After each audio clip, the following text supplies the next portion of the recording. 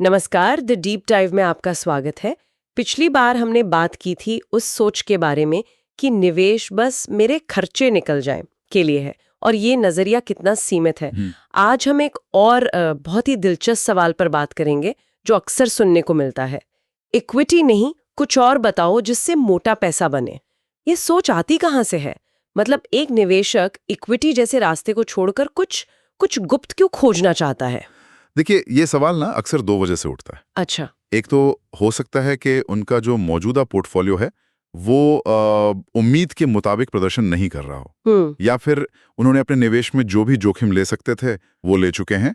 अब उन्हें लगता है कि आगे बढ़ने के लिए कुछ नया चाहिए। लेकिन इसमें सिर्फ रिटर्न की बात तो नहीं है ना? मुझे लगता है इसके पीछे एक गहरी सोच भी काम करती है। बिल्कुल, इसके पीछे एक मान्यता है कि जो अमीर लोग हैं वो सिर्फ इक्विटी से पैसा नहीं कमाते, उनके पास आय के कुछ और स्रोत होते हैं। हाँ, कि कोई ना कोई गुप्त निवेश रणनीति जरूर है। जी, जो सिर्फ इंडस्ट्री के लोगों को पता है और आम निवेशकों से मतलब छिपाई जाती है। और इसी गुप्त रास्ते की तलाश में वो अपने एडवाइजर से पूछते हैं, इक्विटी, गोल्ड, डेट, ये सब तो ठीक है, कुछ अलग बताओ। और शायद यहीं से सबसे बड़ी गलती की शुरुआत होती है। इस उत्सुकता में क्या खतरा है? खतरा है जिसे हम क्यूरियोसिटी ट्रैप कहते हैं, जिज्ञासा का जाल। Curiosity trap. इसे आप निवेश का शाइनी ऑब्जेक्ट सिंड्रोम भी कह सकती हैं।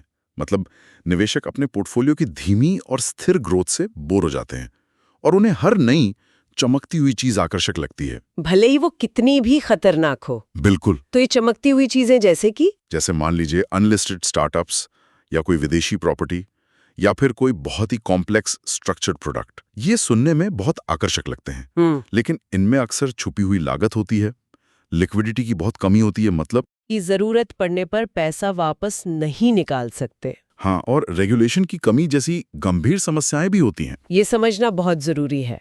मतलब ये विकल्प अनरेगुलेटेड होते हैं, इसीलिए इनमें लागत छिपी होती है और पैसा निकालने में महीनों भी लग सकते हैं।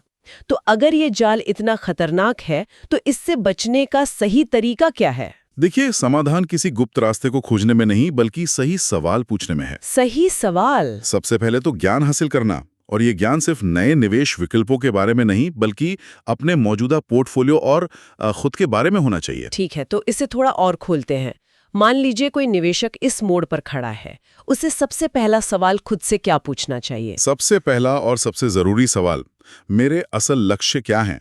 मैं ये मोटा पैसा बनाना ही क्यों चाहता हूँ? क्या ये रिटायरमेंट के लिए है, बच्चों की पढ़ाई के लिए, या सिर्फ अमीर दिखने के लिए? लक्ष्य की स्पष्टता आपको भटकने से बचाती है। और लक्ष्यों के बाद अगला कदम शायद अपने मौजूदा निवेशों को देखना होगा, है ना? बिल्कुल।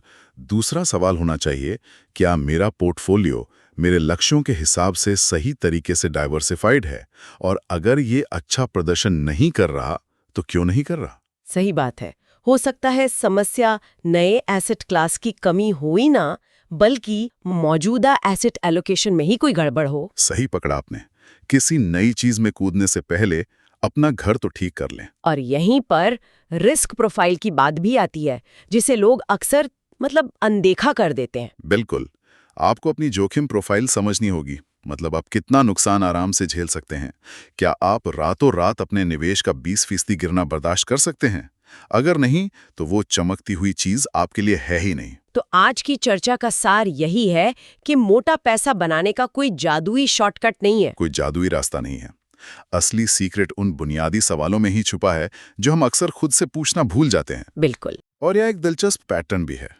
जब लोग इक्विटी जैसे आधुनिक विकल्पों से निराश होते हैं तो वे अक्सर उन परंपरागत निवेशों की ओर लौटते हैं जिन्हें उनके माता पिता सबसे सुरक्षित मानते थे। हाँ, उन्हें लगता है कि शायद जवाब अतीत में छुपा है। जी। और इसी से जुड़ा है हमारा अगला मिथ। पिताजी ने कहा एफडी करा दो, सब सही है।